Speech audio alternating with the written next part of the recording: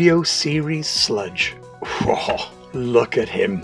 A big slab of dinoplastic looking like he's just walked off the cartoon.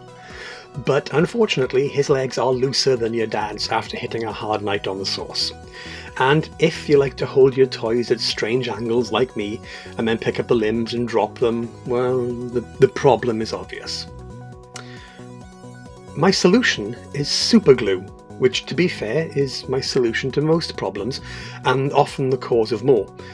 Now you need to dab a few drops of super glue down into the sides of the hip joint, and then maintain a constant movement of the leg so that the glue doesn't actively lock that leg into place. We are looking to try and gum up the works a little bit here, not paralyze the poor bastard.